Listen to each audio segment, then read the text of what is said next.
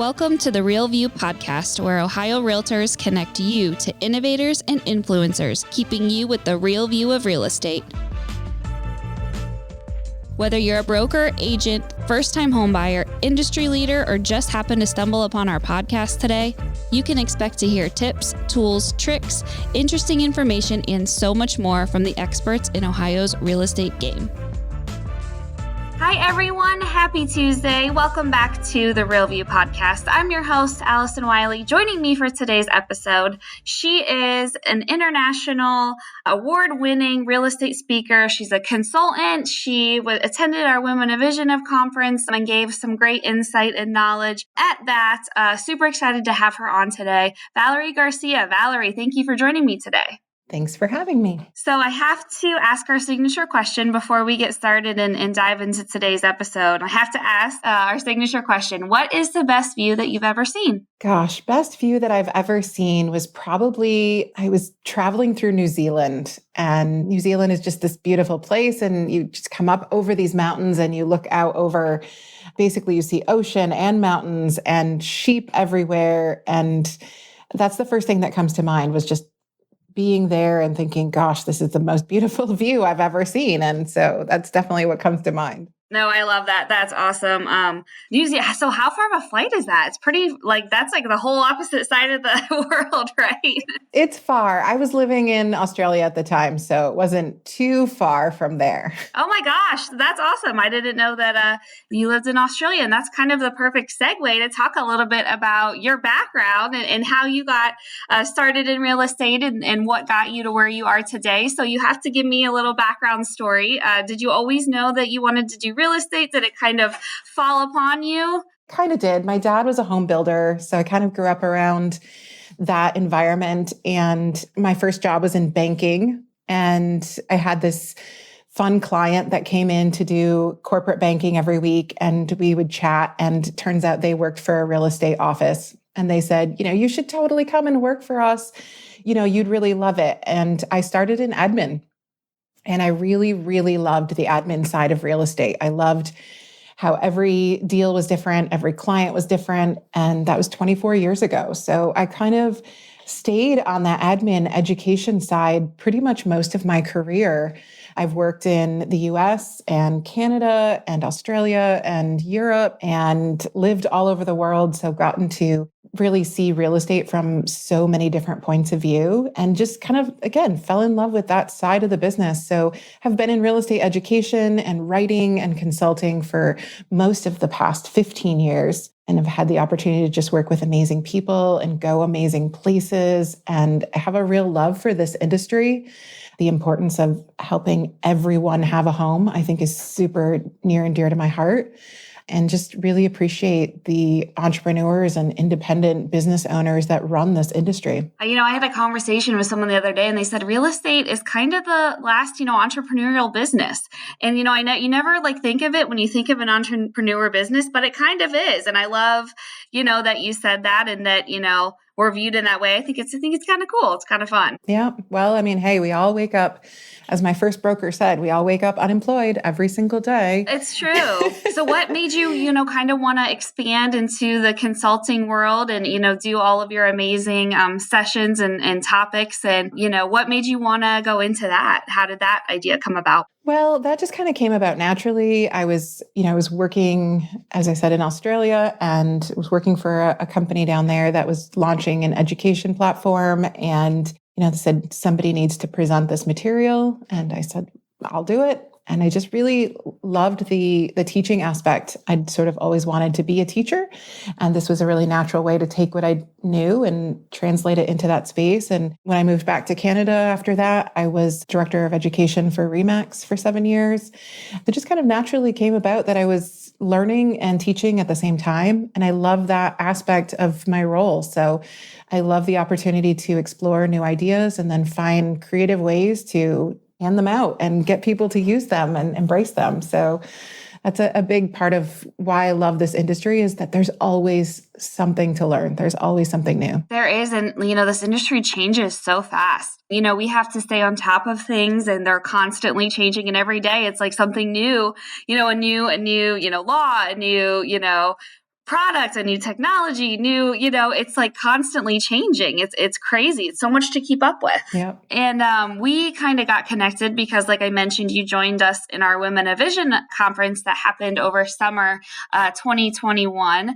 And you were a part of that. Thanks so much for joining and being a part. What was your experience like at the conference? It was a lot of fun. It was my first in-person event in probably 18 months. So wow. It was a little overwhelming to be around so many people in real life at one time. Yeah. But it was a lot of fun. And it was, I think, there were some super inspiring voices on that stage. And I just really enjoyed soaking it all in. We have so many inspiring women in this industry that have started businesses and, been trailblazers and glass ceiling breakers. And it was wonderful to hear from so many of them that day. Yeah, it's kind of crazy, that we were all, stuck at home and not around people for so long. And then you get thrown back into somewhere where you're with, like dozens of people and you're like, whoa, what just happened? What's going on here? But yeah, I definitely had that same experience too, when you started going out and everything, again. But yeah, like I said, thank you so much for joining. And, for those of our listeners who weren't able to make the conference,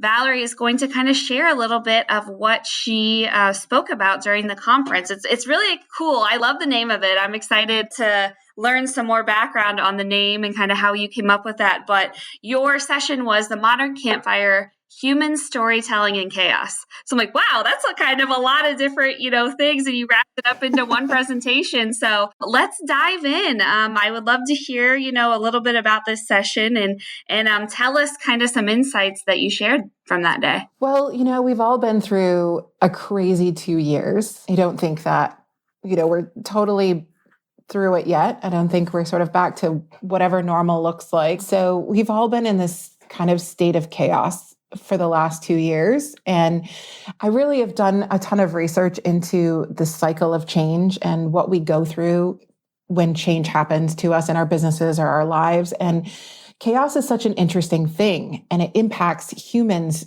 in such an interesting way. And I've always been a huge proponent of storytelling. I think storytelling is one of the most powerful ways that we can market, one of the most powerful ways that we can create community. And I'm always a huge advocate for storytelling. And so I was looking at ways that, as humans, we can incorporate the idea of chaos into our storytelling and our marketing. And, I was kind of looking at this idea of how chaos impacts everyone differently, but it's such an opportunity. The idea that chaos is this crazy, difficult, scary thing is one aspect of chaos. But the other aspect of chaos is it's an opportunity where anything is possible. We have so much opportunity in chaos. And when we look at, kind of the cycle of change, it really is, we start at normal, whatever normal is for us.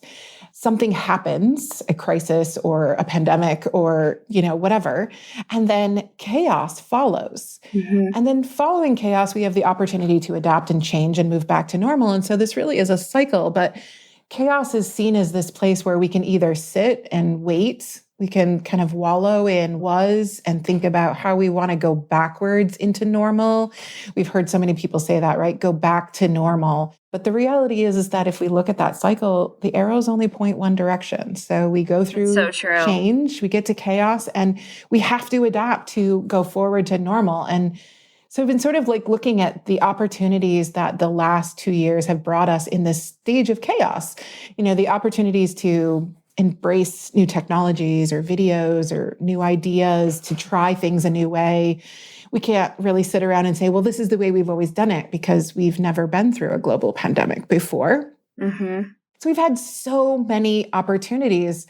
And so in this talk, I really kind of shared, some of my thoughts on how do we tell better stories instead of sitting in chaos and waiting to go backwards and hoping that this will just go away. And what are sort of the really good elements of those stories? And so I thought, rather than sort of go through the whole thing, I might just share 3 of those with our listeners today. Yeah. I love to hear. Yeah. And I'm a big storyteller component too. I feel like that's what I do, for my job. I, run the podcast, but the podcast is to tell stories and to connect with listeners through those stories and through things that we do. And the same, for social media. I also handle, all of Ohio Realtors social media channels.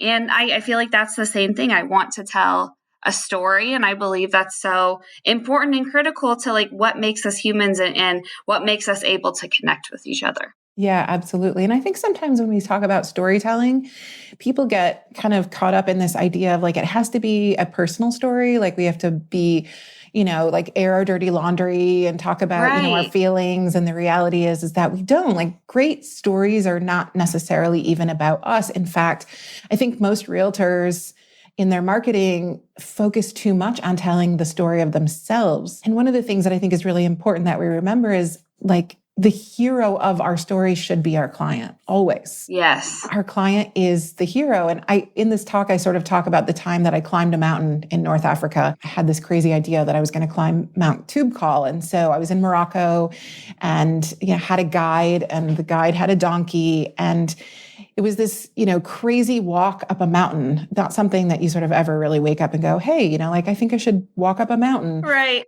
But I did. And what was really awesome is that, the guide climbs this mountain 4 times a week. Oh my gosh. Literally guides people up and down this mountain every day. And the thing about him is that he would say, step here, step here, step here.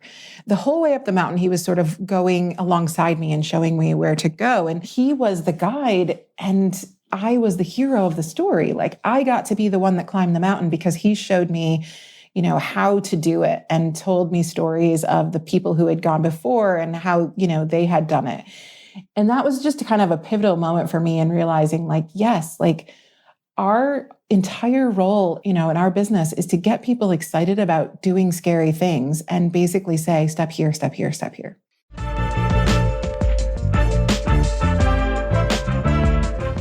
This episode of The Real View is brought to you by the Ohio Association of Community Colleges.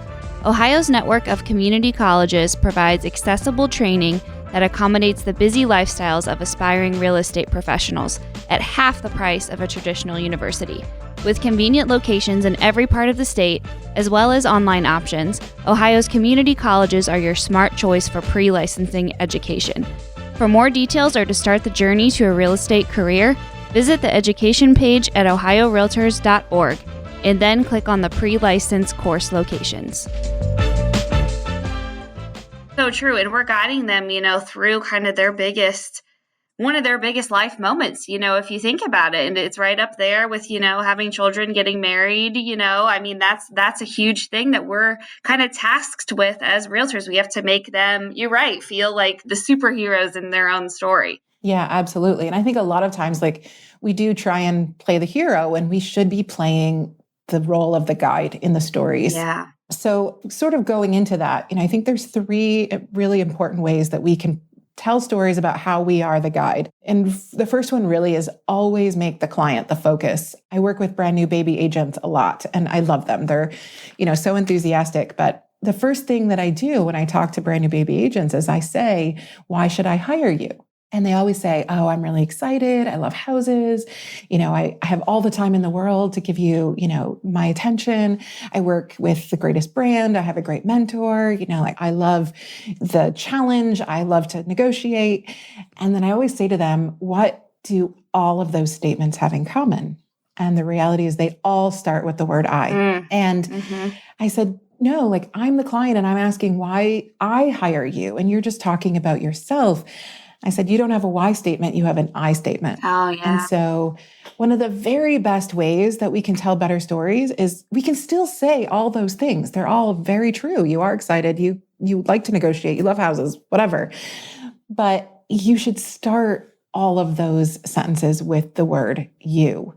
So that's really how we can make that shift from the hero to the guide is you aren't always going to know what's going to happen in this transaction. You are going to have questions. You are going to have moments of doubt and fear and confusion. You aren't always going to understand why we're asking you to submit this paperwork again and again. You aren't going to know why sometimes we have to go back 6 steps, on the game board. And that is my role, is to help you through every one of those moments. Saying all of those same things, but starting with the word you is such an important way to tell better stories. And it really kind of switches, your mindset too, to think, it's that client first approach that, we've heard and talked about, on this podcast before too, is really putting, your clients' needs ahead of yours and ahead of your interests and ahead of, what you are coming into that day with. It really is all about putting whoever you're working with at the forefront of your mind, every day that you're working with them. Yeah, absolutely. So I think that's the first way. And I think that's the easiest way for us to do that, to tell better stories, is just to make that switch from I to you. I think the second way that I've really found the last couple of years that just our storytelling can be far more effective is if we break them into little pieces. I think sometimes we get to this place where we assume that everyone understands why we do things or why the industry runs a certain way. We all speak real estate, but our clients don't. And so breaking these big stories into small bite-sized pieces is so important, rather than trying to tell everybody everything. And you get this in social media, right? You only have so many characters. You only have so much attention span, and we try and just fit it all in, when sometimes we can take our time and break it into smaller pieces. And that sometimes makes stories so much more effective. I think about, we don't sit down and watch 40 hours of Netflix without that break of, do you want to go on to the next episode? Do you want to go on to the next episode? And I think it's important that we do that in our marketing as well, not necessarily try and shove everything all into one. I met this agent a couple of months ago and she said, Val, I send out the best monthly reports to my clients in my farm area. They're so good. I spend so much time on them, but no one seems to read them or engage with them. And I said, okay, well, tell me, what do they look like? And she said, well, they're 3 pages. They're just crammed with good graphs and information. And I'm like, holy smokes. I wouldn't read 3 pages of graphs and information either. Right. And I said to her, okay, so what's the most important thing that you say in that report?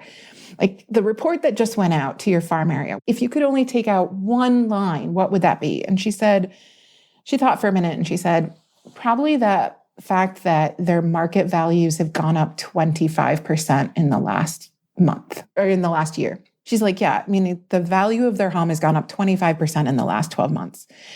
And I was like, wow, why don't you just say that? Say, did you know the value of your home has gone up 25% in the last 12 months? Let's talk about what that means to you. And she said, well, that doesn't feel like enough. I'm like, that is exactly enough to get a conversation started. I wouldn't read 3 pages, but I would pay attention to that line.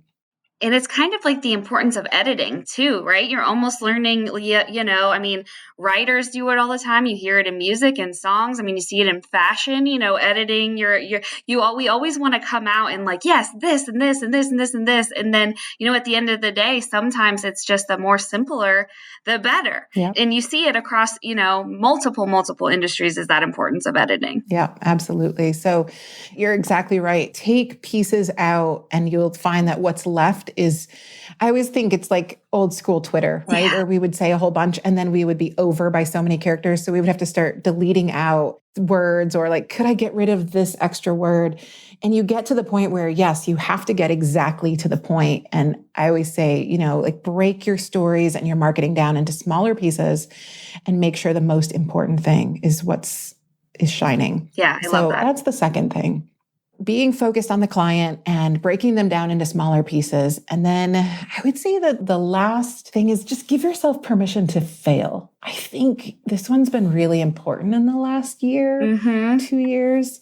What I loved about the beginning of the pandemic was in those first couple of months, you could do anything because we had no idea how long this was going to last, how we were going to get through it, what we were going to do. We couldn't do open houses. We couldn't, do showings the same way. People were learning how to use Zoom. Their kids were figuring out how to do school on Zoom. Everything was kind of up in the air. And those first couple of months, when we look back, as uncomfortable and as scary and as inconvenient as they were, there was a beauty in this idea of, I can try stuff I've never tried before because literally we're all just making it up as we go. It was a total anything goes moment. Yeah. And you're right. It was a perfect opportunity to say, like, this is so different. We're experiencing something that we never had before. Like, why not try, has there ever been a better time to try something, unnormal when we're living in a normal Yeah. time? But the reality is that, I think the lesson we should take from that is we have that ability every day, whether we're in a pandemic or not, is we have the ability to try things and, to stop telling ourselves a story of I can't, or I shouldn't, or, that's stupid, and really embrace the idea of like, we never know until we try. And so the faster that we can fail and the less expensively that we can fail, the faster we will learn and the more we will learn.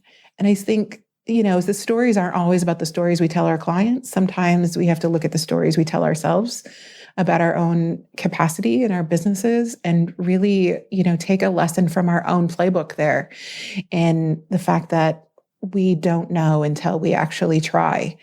And I think that's so critical, especially, as we face a new year and we're starting to think about business planning and everyone's kind of like, I always say, people look at their business plan and they think, I'm just going to do more of the same thing, but better. And I think, what if you did something completely different? Mm-hmm. One of my favorite quotes from a speaker who says, different is better than better. Like we always go like, I'm going to try and do a little bit more of this, or I'm going to go to the gym more. Or I'm going to like make a little bit more money, or I'm going to try and do this a little bit better. Like, what if we just did something completely different? Yeah. I mean, I would say those are the three kind of storytelling lessons that I'd love for our listeners to kind of take away from this. Yeah. Is just think about who is the hero in your story. How can you break them up into smaller pieces? And how can you really change up the story that you tell yourself? That's awesome. No, I love that. And, we are headed into a new year. It's January. What advice do you have for what seems like we're heading into now year 3 of COVID and more chaos and who knows, what this year is going to bring. What advice do you have for our realtors, for any of our listeners as we head into 2022? Well, I think kind of going back to that idea of the cycle of change, right? We start at a place that feels normal. Change happens. We have an opportunity of chaos, and then we have the opportunity to adapt and move back into a state of normal.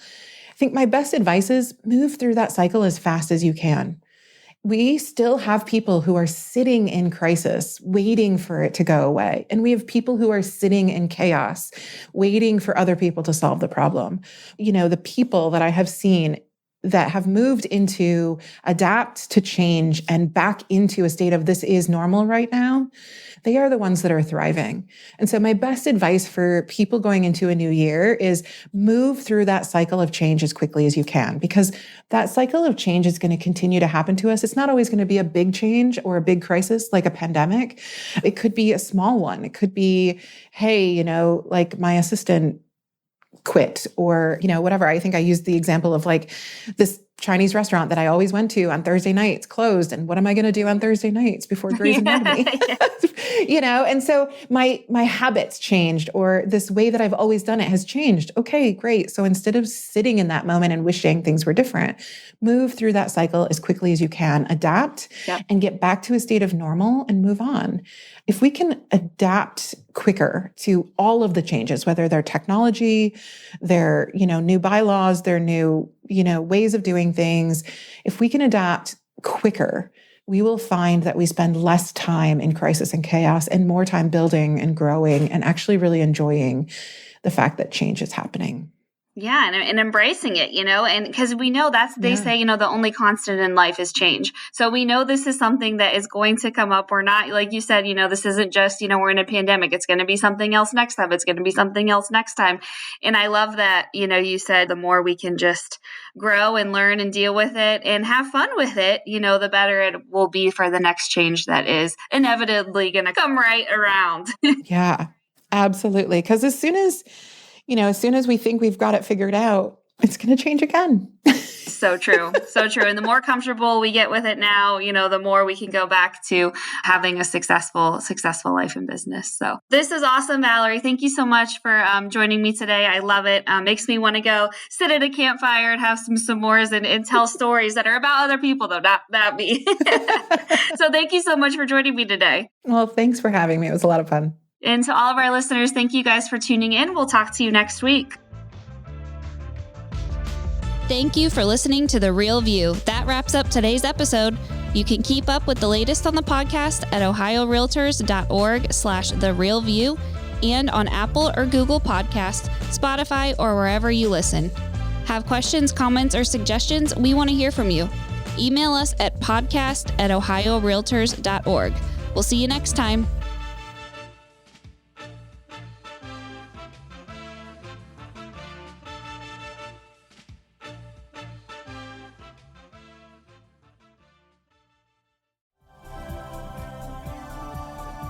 This has been a Humble Pod production.